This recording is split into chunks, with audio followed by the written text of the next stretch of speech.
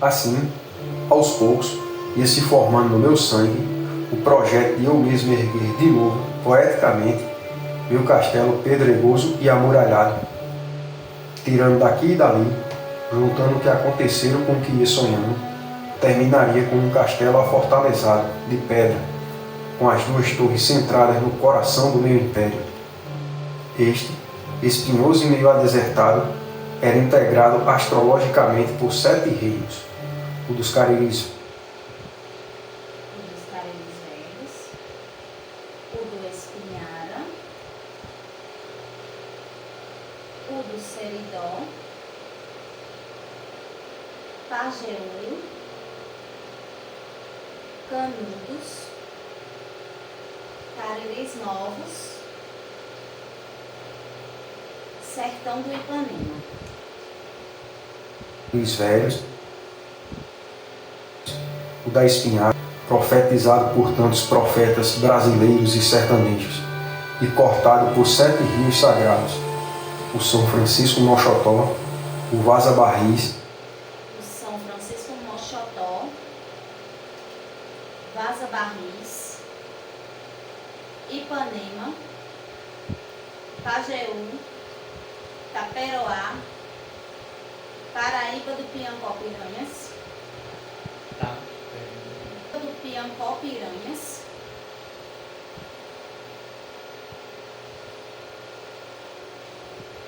e o Jaguaribe. reergueria sem perigo de vida as torres de lajedo do meu castelo, para que ele me servisse de trono, de pedra de ara, de ninho de gaviões, onde eu pudesse respirar os ares das grandes alturas. Seria um reino literário, poderoso e sertanejo, um marco, uma obra cheia de estradas empoeiradas, caatingas e tabuleiros espinhosos, serras e serrotes pedreguentos, cruzada por vaqueiros e cangaceiros que disputavam belas mulheres montadas a cavalo e vestidos de armaduras de couro. Um reino varrido a cada instante pelo sopro sangrento do infortúnio, os amores desventurados, poéticos e sensuais, e ao mesmo tempo pelo riso violento e desembandeirado, pelo pipocar do rifle estralando guerras vindictas e emboscadas ao tropel dos cascos de cavalo. Tudo isso batido pelas 2 ventanias guerreiras do sertão: o Cariri, vento frio e áspero das noites de serra, e o Espinhara, o vento queimoso e abrasador das tardes incendiadas. Nas serras, nas caatingas e nas estradas apareceriam as partes cangaceiras e bandeirosas da história, guardando-se as partes de galhofa e estradeirice para os pátios com usinas de veredas, e as partes de amor e safadeza para os quartos e camarinhas do castelo, que era o marco central do reino inteiro. Artística para Ariano já significava transfiguração do real em tudo que ele fazia, né? E não vai ser diferente no caso do sertão, né? Daquele sertão que ele vai conhecer muito bem desde a infância. Ele vai sempre partir do real para criar o ficcional, quer dizer. E ele gostava muito dessa expressão: a arte é uma transfiguração do real, né? Como é que isso vai ocorrer? Isso ocorre em vários planos. O plano histórico, do que a gente poderia chamar de uma geografia humana, né? Da paisagem edificada, serrotes, picos, né? A própria vegetação pedregosa, espinhenta, da caatinga, etc.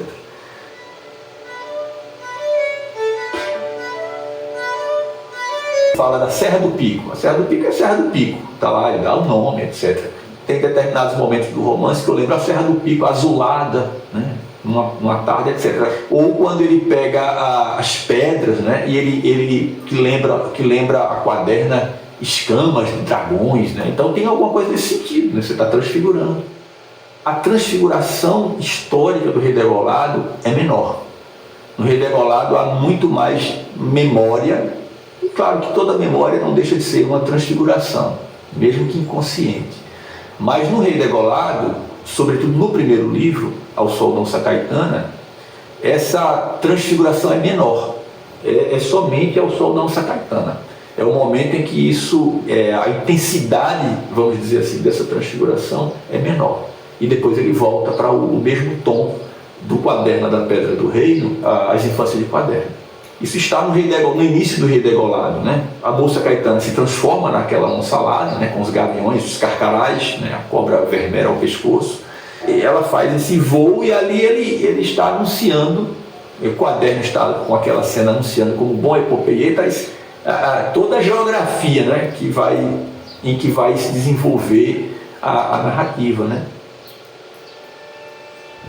Então, saindo de sua furna escondida, a onça vermelha e alada da morte apareceu na saída, ao mesmo tempo em que o sol sagrado, nascendo, começava a alumiar o sertão. Piscando os olhos ainda enevoados de sono, Caetana alçou o voo e começou a sobrevoar o reino do Nordeste brasileiro. Saindo de Itaperoá, dirigiu-se primeiro para as bandas situadas entre o sul e o Poema. Sobrevoou as vilas de Patos da Espinhara, Teixeira e Desterro, detendo-se principalmente sobre as fazendas das famílias Dantas e Vilar, e mostrando a cada uma delas suas presas agudas, numa espécie de sorriso cruel e sardônico.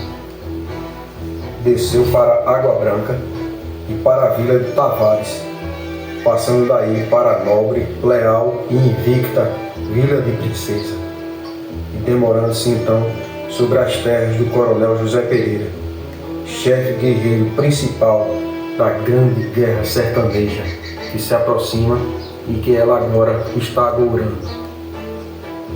No Catolé do Rocha, sobrevoou as terras dos Maias e Suaranas.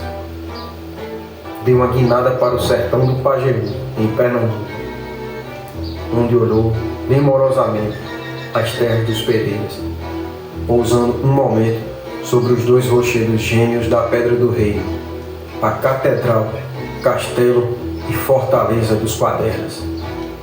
Daí, alçando novamente voo, cruzou de volta o sertão paraibano, para ir à vila do Umbuzeiro, onde olhou demorada e cruelmente as terras da família Pessoa, sempre arregaçando os beiços e mostrando os dentes. Desceu para o Recife e olhou bem a velha detenção, a cadeia na qual, 20 anos depois, ocorrerá a morte por degola de 2 homens, um deles fundamental em minha história. Subiu e passou então sobre a cidade da Paraíba, cujo velho palácio do governo sobrevoou 2 vezes, agorando morte sangrenta a 2 presidentes que iriam ocupá-lo, um 13 e outro 17 anos depois. Durante todo esse tempo, mantinha-se invisível, exceto aos olhos inocentes e cruéis das crianças, dos profetas, dos loucos e daqueles que, bebendo o vinho sagrado da Pedra do Reino, ficam possuídos pelo divino dom da poesia divino-demoníaca, escumejante, alucinatória, epilética e cegadora. Finalmente, em voo rapidíssimo de flecha, voltou, sem fazer mais qualquer desvio, ao território da Vila Real da Ribeira do Taperoá, indo pousar sobre a gigantesca pedra que em cima a sagrada Serra do Pico. Ali ficou um momento, alçada, aflando as 6 asas das aves de rapina encravadas em seu dorso. Asas que ela abria e fechava, dando a ideia de um enorme, estranho e vermelho pássaro de 5 cabeças. Pousou, afinal, parou e, com as garras tocando a pedra, terminou por se deitar como as onças se deitam, isto é, com as patas traseiras ao lado do corpo e as dianteiras espichadas para a frente, firmadas no áspero e belo granito, meio claro da Pedra do Pico. Assim ficou muito tempo, no ponto mais alto daquela serra. Entender que o Romance do Dom Pantero é uma espécie de continuação da Pedra do Reino. Então ele pega, por exemplo, quando o Quaderna vai narrar a crônica do Reino Encantado, ele vai se basear em Ático, né, de Sousa Leite, que é o primeiro cronista, e vai transcrever. Então o Quaderna diz, vou transcrever a crônica de Ático, aí abre aspas e começa a transcrever. Mas se você pegar o que Quaderna escreve, que seria a transcrição da crônica de Ático, e for cotejar com o texto da crônica, você vai ver que Quaderna vai aqui e ali distorcer a realidade, né? Então, onde tem lá o rei Dom João Ferreira, ele coloca Dom João Ferreira Quaderna, né? Porque o rei é o bisavô dele. Então, aqui e ali ele vai transfigurar essa realidade histórica, e essa transfiguração da realidade é necessária porque vai conformar a realidade ao discurso do narrador. Um exemplo da transfiguração que ele faz está na Casa Forte da Onça Malhada, né? Onde Quaderna passa a sua infância. A Casa Forte da Onça Malhada, quando ele descreve a Casa Forte da Onça Malhada, inclusive ele usa uma fotografia, né, dos anos 20, creio eu, ele coloca essa fotografia no Romance do Rei Degolado e descreve a Casa Forte da Onça Malhada. Quando você pega a descrição e olha para a fotografia, ele está descrevendo a realidade que você está vendo ali, né, minuciosamente. Ele fala da torre onde o rei foi degolado, etc. Então ele descreve a fachada, né, da casa. Mas lá, num determinado momento da Pedra do Reino, quando ele dá um depoimento ao corregedor, e o corregedor começa a imaginar como os assassinos tinham entrado na torre, eles podem ter vindo por trás da casa. Aí Quaderna fez, isso é impossível, porque a casa ficava num penhasco. Quer dizer, isso não é mais realidade, nem na casa lá de Aparecida, onde está realmente a Casa Forte, né? Que é aquela fazenda Acauã.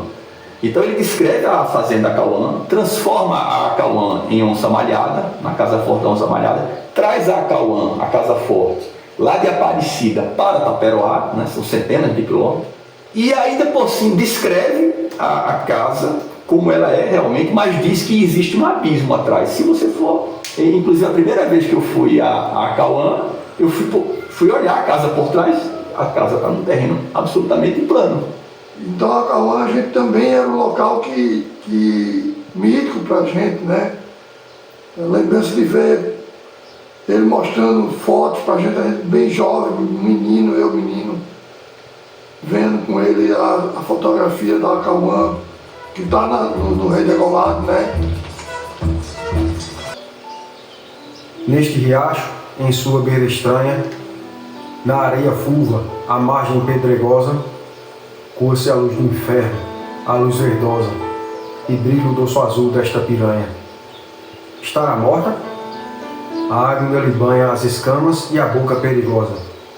Marcas antigas mancham-lhe a mucosa, e a noite em seu negror fuge e se estanha. Em torno, este sertão, cavalo macho, que segredo me acena do riacho, que as águas levam sangue para o mar, e onde jorra esta luz, o inferno pinga, não há sono que vença esta caatinga, e morto o sol, a terra vai sonhar. A mesma coisa se a gente vai para a Pedra do Reino, né? Quaderna, ele tem uma decepção, né? Ele se diz decepcionado com a altura das Pedras do Reino, mas mesmo assim ele ainda exagera. Ele é quem menos exagera, né? Porque o primeiro cronista, o Ático, ele diz que a Pedra do Reino tem 33 metros de altura. Quaderna já acha que no exagero já abaixa um pouco mais. Se não me engano, Quaderna fala uns 23 metros, alguma coisa assim. Mas na verdade, aquelas Pedras do Reino, elas não têm sequer 20 metros.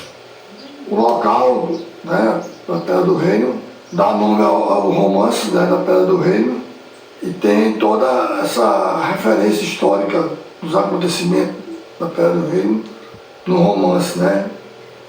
E também a questão de ser marco de divisa do estado dele, que é Pernambuco e a Paraíba. Tanto que ele revelou um desejo de ser sepultado lá, na divisa da Paraíba com Pernambuco, para ficar entre os dois estados. Então tem esse simbolismo. Quando você vai para as imagens que Ariano cria, muitas delas são também imagens de um sertão transfigurado. Você pega a Pedra do Ingá, que foi para ele importantíssima, né? O Dom Pantero tem todo um episódio do Dom Pantero, né, na Pedra do Ingá. Quando ele encontra o grupo, né, o trupe de circo, a qual ele vai se aliar, né, esse encontro se dá na Pedra do Ingá. E a Pedra do Ingá, Ariano vai partir das imagens da Pedra do Ingá e vai transfigurar essas imagens para a sua obra. Ele parte da forma do candelabro, mas ele vai transfigurar, vai colocar cor, vai colocar uma série de referências, de elementos. O lugar assim que talvez seja o mais marcante na Paraíba, que eu mais de uma vez ter ido com ele, é a Pedra do Ingá. A Pedra do Ingá tem uma referência muito grande na obra dele, e ele, sempre que a gente vinha, ou trazendo algum convidado, né, ou a gente mesmo, tinha essa passagem na Pedra do Ingá. Logo depois de 64, o ambiente de perseguições, o Dom Pantero foge desse ambiente para Taperoá. Então, vai fazer as viagens que o próprio Ariano fazia do Recife para Taperoá, passando sempre na Pedra do Ingá. Dom Pantero para na Pedra do Ingá. O local de trabalho para a escrita dele era num gabinete lá na casa do Recife, hoje a Ilumiara Coroada. Mas ele ia em determinados locais e ficava tomando nota, fazendo pesquisa, como foi o caso de uma estrada aqui em Taperoá que liga a cidade à Serra do Pico. Ele, meu pai, eu e alguns outros parentes, nós fomos por essa estrada. Em determinados pontos do trajeto ele pedia para parar e ficava escrevendo. Levou esse material para Recife, trabalhou e transfigurou no romance de Dom Pantero no Palco dos Pecadores, na estrada de Mata Cavalos, quando o personagem chega do Recife, fica hospedado no Hotel Pedra do Reino, e de lá segue a pé por todo o trecho dessa estrada, com vários acontecimentos, até a Ilumiara Jaúna.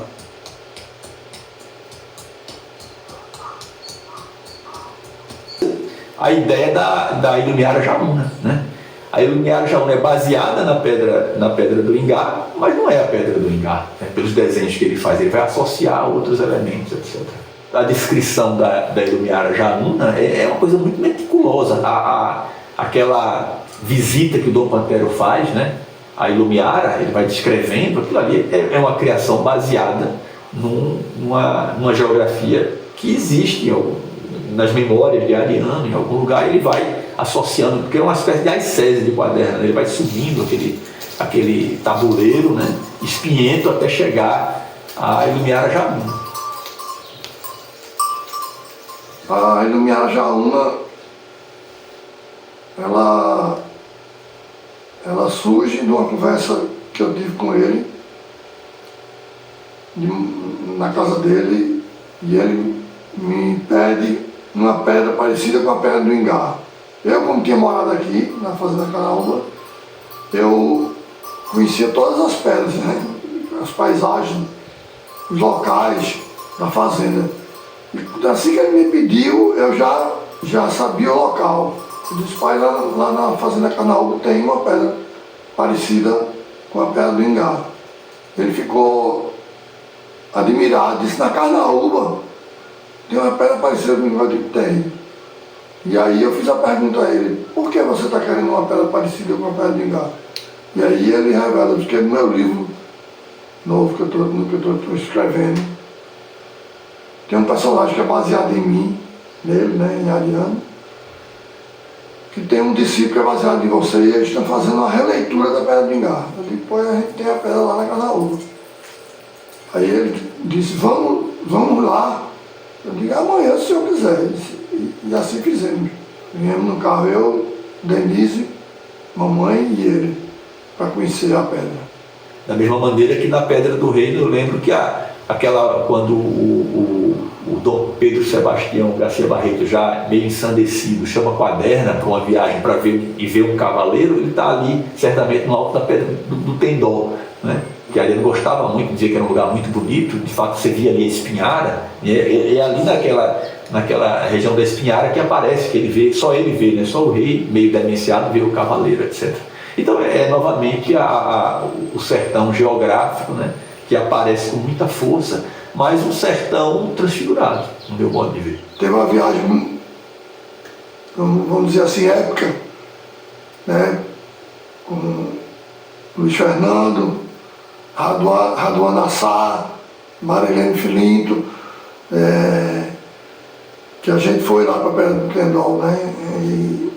E eu me lembro que Raduan ficou impressionado com um verde do sertão. Na época acho que devia ser de inverno, e ele ficou, mas o sertão é verde, muito verde, muito bonito, tirou uma imagem, né, que no sertão sempre seco, não, que não é verdade. Ele tem a parte seca e tem a parte verde também, e as duas são bonitas. Ele nasce na Paraíba, mas a família dele já vem do Rio Grande do Norte, né? Daquela região do Martins, volta para Paraíba, aquela região fronteiriça Patu, né? Catolé do Rocha, e ele vem para Pernambuco e faz a família dele aqui em Pernambuco, né? Ele é casado com uma pernambucana e todos os filhos são pernambucanos. Então você tem Pernambuco, Paraíba e Rio Grande do Norte. Ele não nasceu no sertão, né? Ele nasceu no litoral, mas a formação dele toda, a infância, boa parte passada no sertão, e a infância é fundamental para qualquer escritor. Ariano foi quem fez a gente gostar do sertão, ter admiração pelo sertão. Mamãe, como a gente, o sertão foi apresentado por Ariano, né? Então, tem viagem dela, noiva dele, vindo aqui visitar ele, que ele preparou uma peça para receber. Ela passou a admirar o sertão. Posteriormente, fez um núcleo de tapeçaria aqui junto com Clívia Maria. Uma coisa que eu acho muito bonita que ele fala está relacionado com a minha mãe, que era da Zona da Mata, não da Paraíba, mas era da Zona da Mata de Pernambuco, que na Paraíba tem a Zona da Mata também, e ele cita na obra dele, que é o sertão está ligado ao grandioso, o masculino, né? E a Zona da Mata, com minha mãe como referência, o feminino, o gracioso. Eu acho muito bonito esse lado lúdico da geografia que ele fala, né, que ele emendou uma na outra para dizer de uma forma tão bonita, né, o sertão e a Zona da Mata.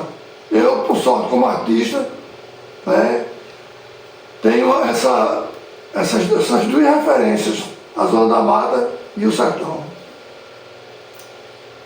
Ariano era um grande leitor dos Zé Lins do Rego. Ele inclusive dedica quando ele dedica a Pedra do Rego, lá está lá José Lins do Rego, né? Dos 12 cavaleiros, né?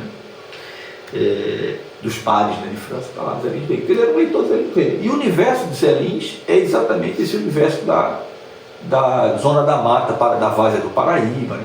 Aí veja que coisa curiosa, Zé Lins, ele se deteve muito nesse universo e fez uma pequena entrada ao sertão, com 2 romances, Pedra Bonita e Cangaceiros. Ariano se detém muito no universo sertão e faz essa entrada no universo Zé Lins com o Sedutor, né? Porque se passa ali em Alagoa Grande, Gurinha entra ali e ele vai subindo em direção à princesa para levar aquela carga de cachaça, né? O sertão de Dom Pantero não é um sertão descrito de uma forma neonaturalista. A intenção, quando ele dizia que a arte é uma transfiguração do real, é porque o artista não está preocupado em descrever a realidade, né? Ele não está preocupado com a verdade, ele está preocupado sempre com a beleza. Então o artista ele procura moldar a realidade, insatisfeito com a realidade, ele vai criar um continente de irrealidade que vai fazer com que a gente veja aquele continente de realidade com outros olhos. Então ele vai acrescentar alguma coisa à realidade. Esta é a verdadeira acepção da palavra autor, né? Dizia Ortega y Gasset, autor é aquele que aumenta. Como Dom Pantero é uma autobiografia dentro desse universo transfigurado, né? Totalmente transfigurado, quem quiser encontrar ali no Dom Pantero referências históricas, biográficas, às vezes vai quebrar a cara, porque é uma autobiografia. O próprio Dom Pantero vai dizer: dançarina, musical e vídeo cinematográfico, ou seja, ela é deturpada pela arte, totalmente deturpada. E uma coisa curiosa no Dom Pantero é que ele acaba também, do ponto de vista aí mais especificamente geográfico, ele alarga a geografia, né, do seu universo literário. Então essa é a proposta, digamos assim, poética que está nos fundamentos da criação artística de Ariano. Inserido na geografia literária de Ariano, tem a nossa geografia afetiva, né? E a Paraíba está inserida nesse contexto, uma viagem que a gente fez, primeira vez que a gente veio, assim, a família toda, viemos para essa casa aqui, a Casa Forte da Malhada Suassuna.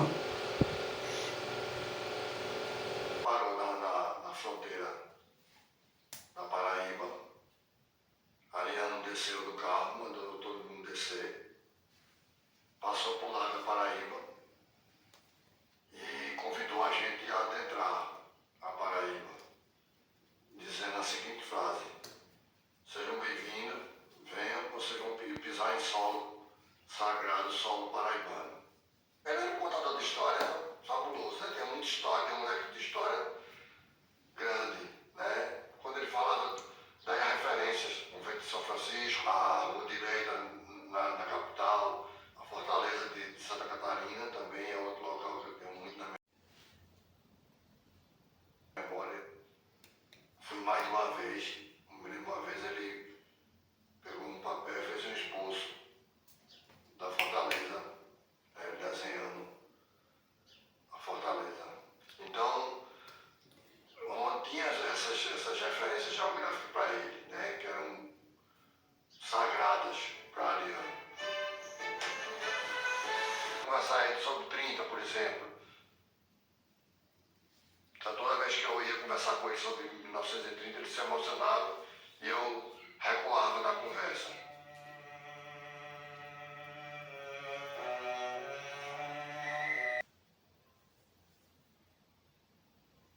A gente sabe que ele vai nascer em Cabedelo, né, na Fortaleza Santa Catarina, né, em Cabedelo. Ele conta esse nascimento dele nas Infâncias de Quaderna, que foi lançado em livro há pouco tempo, etc. Mas as referências ao litoral são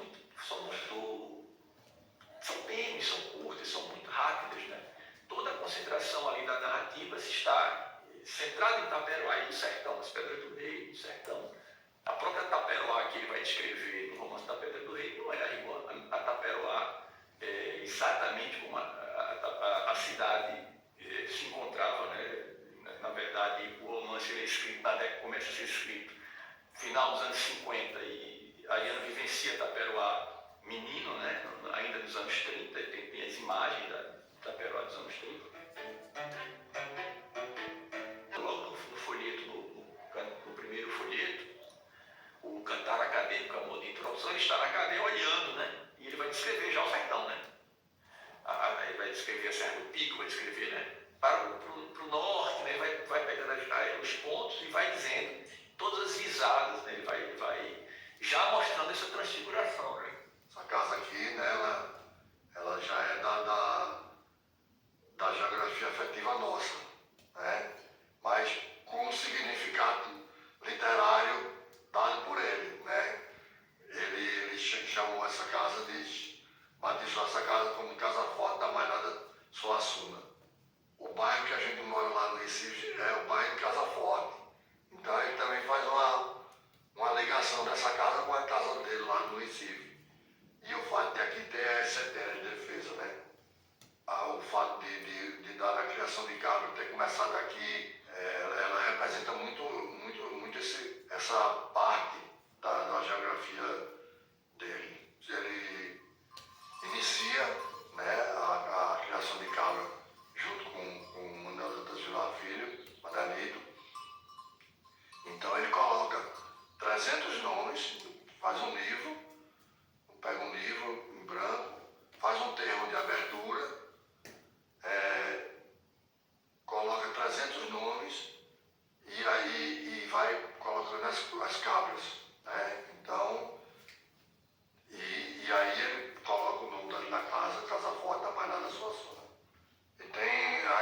expedição que a gente fez, aí já era com o Dom Pantero. Ele, uma pedra na Terra dos Pimenta, e nós fomos eu, Mariana Suassuna, minha filha, na minha cacunda, e Ariano, para ele subir na pedra, nessa pedra, e ver os pontos que o personagem enxergava. Na Serra de Juazeirinho, o Açude de Lagoa do Meio, dava para ouvir, para ver. Então é uma referência geográfica também, literária recente, do Dom Pantero. Já no Dom Pantero, que eu acompanhei essa ida dele na questão de esboçar algum texto, alguma referência geográfica. As pessoas dizem que Ariano falava muito em arte popular, em Nordeste. Não era arte popular, ele não falava em arte popular do Nordeste, ele falava em arte popular brasileira. Né? Ele tinha uma visão do Brasil. Agora, claro que essa visão, quando a criação dele é o lugar, né, onde ele está. Né? Seu Ariano Fabrício, um escritor conhecido. Saudade não mata a gente, mas deixa o peito ferido. Porque se matasse a gente, tanto já tinha morrido. Defendeu nossa cultura até fazendo um protesto. E tenho certeza que no céu eu digo, afirmo e atesto, foi quem abriu o portão pra entrada de Ernesto.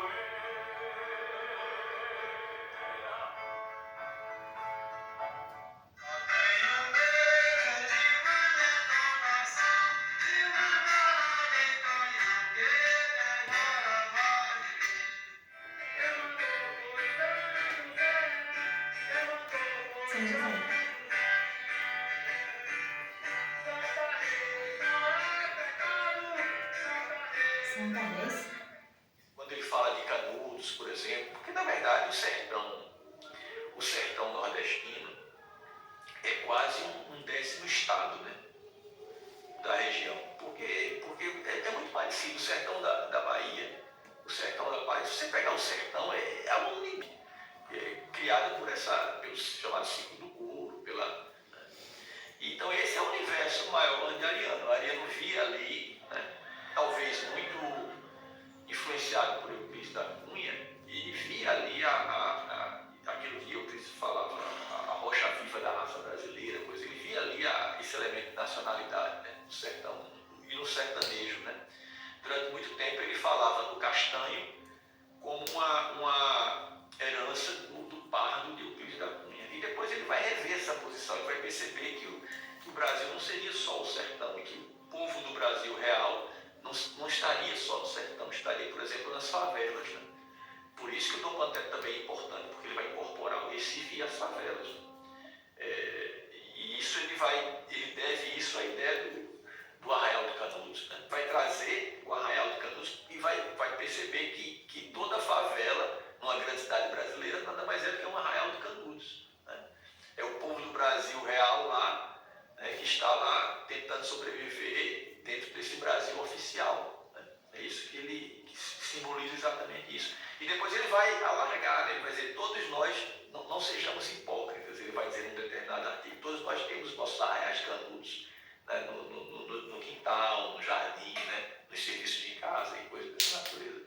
Ele traz isso para o plano familiar, interno, né, de cada das famílias brasileiras, e como projeta externamente, quando ele diz que os países do terceiro mundo são invadidos pelos Estados Unidos, etc., né, são arraiais de canudos. Quer dizer, quem dizia isso era Guerra Junqueiro. Ele diz assim, o tempo é o maior crítico de arte. A grande obra de arte ela não envelhece. Tanto a Pedra do Rei como o Pantero tem valores que são valores universais ali, né, supratemporais. E aí cada geração vai encontrando ali uma palavra, um romance pós-moderno, um romance regionalista, decolonial, regionalista, xenófobo, depois pós-moderno, decolonial. O romance está lá, a grandeza está ali, né?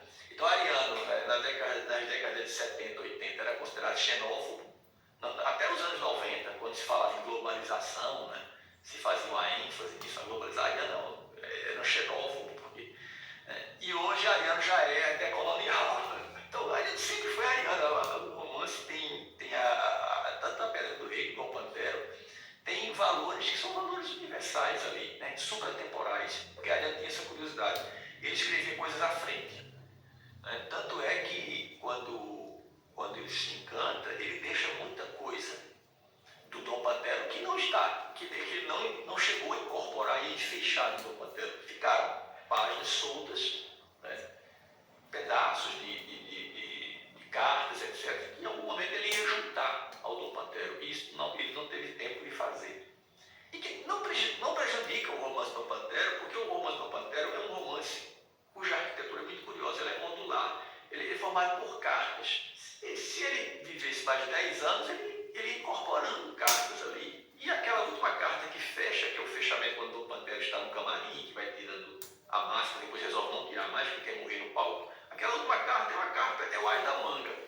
Ele podia crescer, o final está aqui. Então, quando ele sentiu aqueles problemas de saúde, começaram a se prejudicar, ele fechou.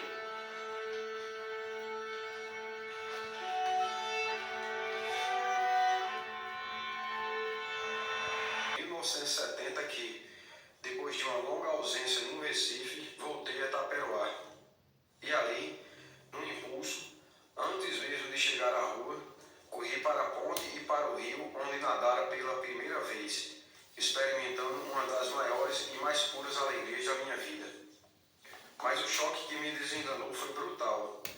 Não tanto por estar seco e sujo o leito do rio, mas porque embaixo da ponte, como se fossem bichos, estava arranchada uma família de retirantes, ferida pela fome, pela miséria, pela sujeira, pela maior degradação que se possa imaginar. E por cima da ponte desfilavam meus semelhantes, pessoas para as quais os miseráveis era como se não existissem, nem sequer os viam. E eu, envergonhado por mim e por eles, cuidei de reassegurar-me pelo reencontro com a casa onde, cicatrizado o ferimento de 1930, fora tão feliz ao lado de meus irmãos e de minha mãe, Maria Carlota. De longe, vendo a casa e a torre que tanto significavam para mim, minha alma cantando correu para elas. Mas, ao aproximar-me e entrar no jardim, também a minha esperança começou a se transformar numa dor insuportável. No lugar que outrora minha mãe cobria de flores, e por onde eu errava, encantado, entre mil corolas e borboletas, só havia agora ruína, feiura e devastação. E dentro da casa que eu conhecera tranquila e acolhedora, tinham derrubado paredes, destruindo as antigas divisões e criando lutas, entre as quais até o quarto de minha mãe desaparecera. Não era mais a minha casa, era outra feia e fria, sem o piano, sem os móveis que eu conhecia e amara. No primeiro instante, desesperado, pensei em comprá-la, repovoando-a com um piano e uma mobília pelo menos parecida com a nossa. Mas depois, amargurado, concluí que seria inútil. Tal recuperação somente seria eficaz se, como o piano, voltasse um certo fim de tarde, em que eu, deitado no chão, embaixo do sofá da sala da frente, olhava minha mãe.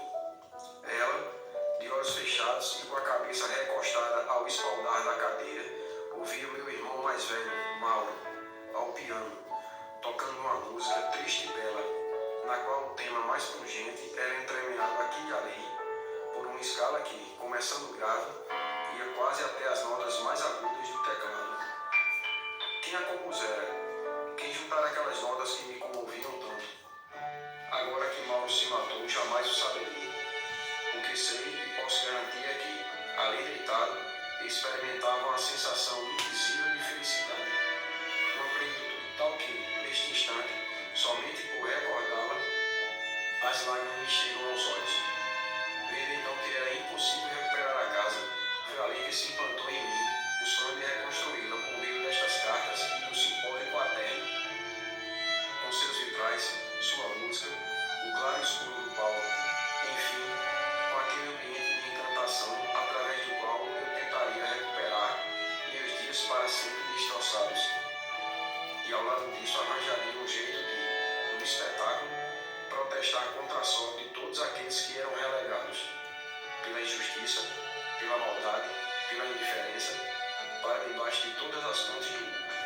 Dom Pantero do Espírito Santo, imperador. Do mar. Porque os mais velhos já estavam morando no Recife e os mais novos estavam aqui ainda em Taperoá. E Lucas vem de férias para Taperoá. E aí Ariano pergunta: você viu o mar? Aí ele disse: vi. Disse: é maior do que o açude do estado. Disse: